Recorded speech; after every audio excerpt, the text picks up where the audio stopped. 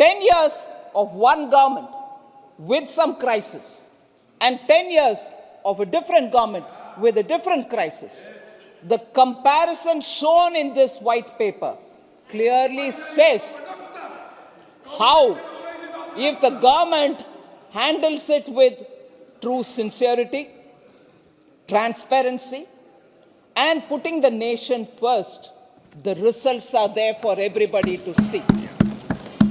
Equally, when you don't put the nation first, when you put your first family first, and when you have other consideration than transparency, the results are out there for you to see. When the results are out there for you to see.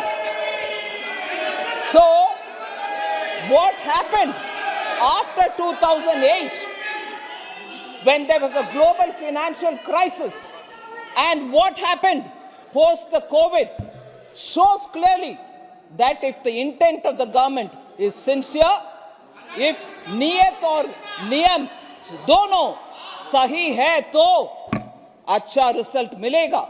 जब आपके नियत साफ नहीं है और आपके कार्रवाई भी साफ नहीं है, देश को इतना गंभीर अवस्था में छोड़कर आप चले गए, उसको सही करने में 10 साल माननीय प्रधानमंत्री जी मोदी जी का उनके डेडिकेशन के वजह से आज देश उभर कर आ रही है, पूरे दुनिया में सम्मान हो रही है. सर, जस्ट टेक दो एग्जाम्पल्स लेना चाहिए, दो उदाहरण लेना चाहिए. एक मैंने सीरियस उदाहरण ले रही हूं, global crisis, global financial crisis 2008 के बाद इकोनॉमी कोविड जैसे उतना, with the benefit of hindsight, I confess, with the benefit of hindsight, COVID जैसे इतना भयंकर गंभीर क्राइसिस ना था वो global financial crisis. It wasn't as serious as COVID. But still, I would want to say,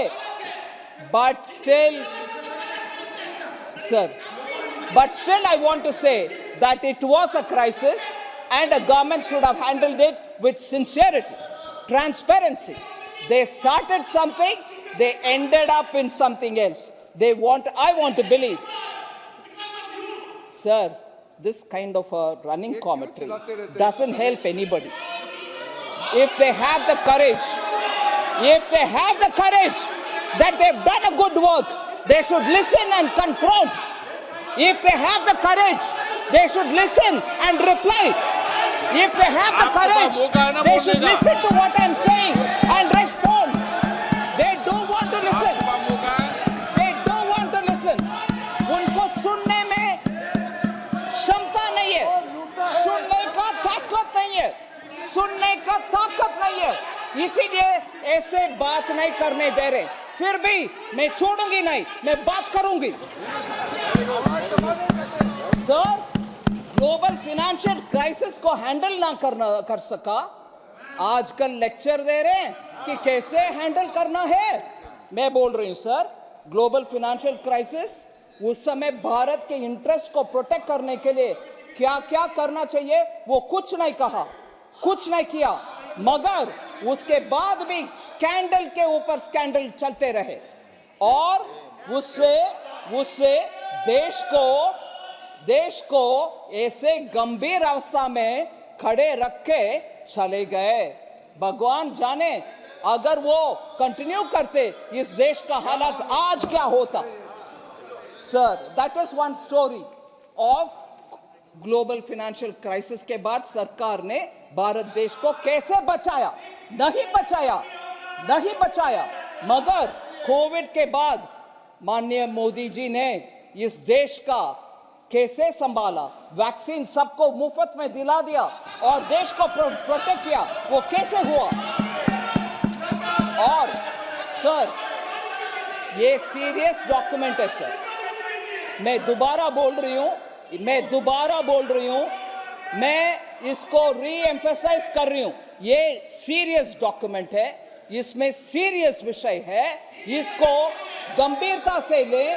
मुझे मेरा आवाज बंद करने के लिए कोशिश करेंगे वो तो नकारा फेल हो जाएंगे ही, मगर इस सच्चाई को सामना करना उस पार्टी के लिए जरूरत है। Global financial crisis versus Covid मैंने बोल दिया, डिटेल में भी बोलूंगी शाम को, मगर एक दूसरा एग्जाम्पल लीजिए।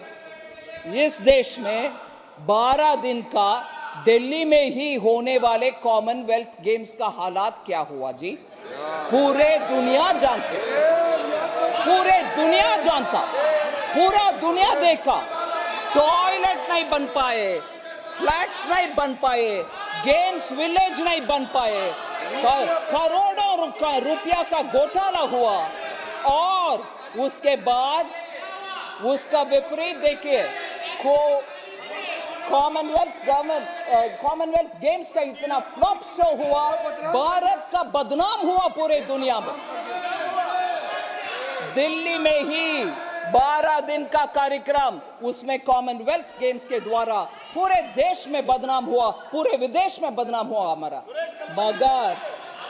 मगर आज देखिए G20 60 प्लेसेस में पूरे भारत देश में, किसी एक स्टेट को छोड़ा नहीं। आप भी करो भैया, आप भी होस्ट करो, आपके चीफ मिनिस्टर भी उसमें बैठ जाओ, और आपके लोकल प्रोडक्ट्स का भी उन विदेशी मेहमानों को दिखाओ, आपके टूरिज्म बढ़ाओ। ये सब करके पूरे देश को साथ लेकर के G20 को इतना शानदार तरीके से चलाया मोदी जी ने। देश का सम्मान विदेश में बढ़ा है, ना कि बर्बाद हुआ। ये कंपैरिजन लीजिए ना, ये दोनों का, ये व्हाइट पेपर उसके ऊपर भी बात कर रही है। इसीलिए सर एक विषय में बोलना चाह रही हूं सर, ये मैंने 2 उदाहरण दिया देश का सम्मान के विषय में, इकोनॉमी के मैनेजमेंट के विषय में। फ्रजाइल फाइल से आज पूरे इकोनॉमी को कैसे हम ले आए, इसके उदाहरण विस्तार से सिर्फ एक विषय बोलना चाह रही हूं सर, गंभीरता से बोलना चाह रही हूं। उदाहरण लीजिए कोल स्कैम, उदाहरण लीजिए कोल स्कैम। मैं 3 हिस्से में इसका आंसर देने वाली सामने रख रही। कोल स्कैम का पूरे डायग्नोसिस आप समझना चाहिए, उसका करेक्टिव मेजर्स कितना होना चाहिए उसके ऊपर बात करें, और उसका नतीजा क्या हुआ वो भी मैं बोलना चाह रहा हूं। सर यूपीए गवर्नमेंट ने कोल स्कैम के द्वारा भारत देश का भयंकर नुकसान किया, भयंकर नुकसान। आमतौर का नुकसान नहीं है, हल्का फुल्का नहीं। इसको सुप्रीम कोर्ट ने उनके स्टेटमेंट में ये कहा, allocation method itself was wrongly set up, illegal backdoor route के द्वारा हुआ है, और I am quoting now, the hands of private companies for commercial use was seen in it. Commercial use unquote, क्योंकि पीछे के दरवाजा से प्राइवेट कंपनीज को बेनिफिट दिलाने के लिए, और मैं इसमें सुप्रीम कोर्ट के विषय नहीं, मैं इसमें जोड़ रही हूं, मीडिया के रिपोर्ट के मुताबिक जोड़ रही हूं। उसमें गुटखा कंपनी को, गुटखा तैयार करने वाले को भी कोल माइनिंग में इन्होंने लाइसेंस दिलवाए। इतना गंभीर काम किया है। और सीएजी के रिपोर्ट में सर, सीएजी के रिपोर्ट में यह बोला गया कोल स्कैम के ऊपर 1.86 लाख करोड़ का भारत के लिए नुकसान पहुंचाया। 1.86 लाख करोड़ का नुकसान इनके कोल स्कैम के वजह से भारत देश ने भुगतना पड़ा। फिर सर सुप्रीम कोर्ट उस सिचुएशन को इतना गंभीरता से लेकर के 214 कोल ब्लॉक्स का लाइसेंस को रद्द करवाया, पूरे रद्द कर दिया। सिस्टम हो गया, बंद हो गए, सफाई हो गया, मगर उससे क्या हुआ देश का? उसका देश के लिए क्या हुआ? उसका असर देश के लिए कितना हुआ? आज उसके असेसमेंट देख लीजिए सर। जॉब लॉस हुआ, इन्वेस्टमेंट नहीं आया इस देश में, उसके कारण एंसिलरी इंडस्ट्रीज जो एमएसएमई, छोटे उद्योग, लघु उद्योग, वो पूरे ठप पड़ा। फिर इलेक्ट्रिसिटी प्रोड्यूस करने के लिए कोयला इंपोर्ट करना पड़ा। देश भरपूर है कोल, देश में भरपूर है कोल, फिर भी इंपोर्ट। और आपको भी याद होगा माननीय स्पीकर सर, आपको भी याद होगा स्पीकर सर, उस जमाने के पत्रकार लोग कितने लिखते थे। थर्मल कोल प्लांट में 3 दिन का स्टॉक है कोल, 4 दिन, 4th डे कोल नहीं है, कैसे प्रोड्यूस करेंगे? तब तक आएगा स्टॉक, नहीं आएगा। ऐसे टेंशन में पावर प्लांट्स चलते थे उस जमाने में। स्टॉक नहीं है, कोल नहीं आ रहा, बंद हो गया 214 कोल ब्लॉक्स का लाइसेंस, कैसे चलाएंगे देश? और उसका नतीजा देख लीजिए, loss in revenue for coal producing states. आज मगरमच्छी का आंसू, क्रोकोडाइल टीयर्स चला रहे हैं। कोल प्रोड्यूसिंग स्टेट्स कहां है सर? पूरे ईस्टर्न बाग में, पूर्वी बाग में है। झारखंड हो, छत्तीसगढ़ हो, इन सभी स्टेट्स का रेवेन्यू लॉस हुआ। इनका जिम्मेदारी उसमें कुछ है या नहीं? उसके लिए क्या काम किया?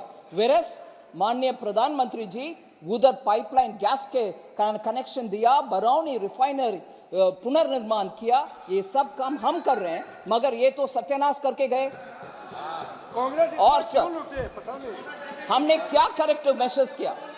हमारे करेक्टिव मेजर्स क्या है? ट्रांसपेरेंट तरीके से हम क्या कर रहे हैं?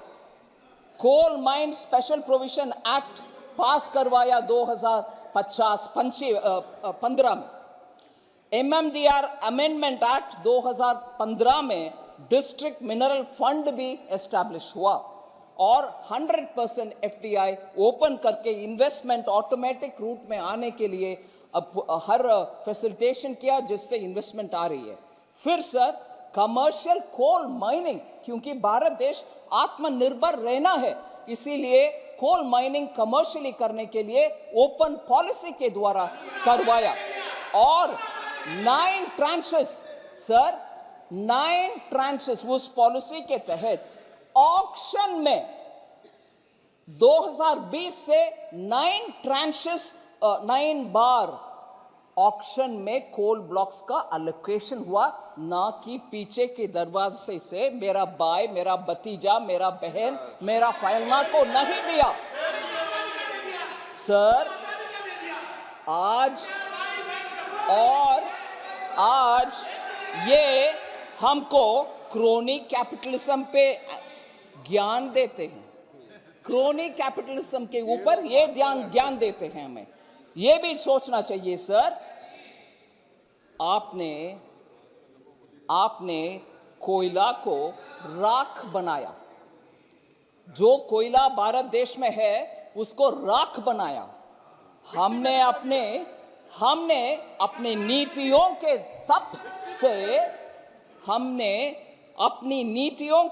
तप से कोयले को हीरा बना दिया।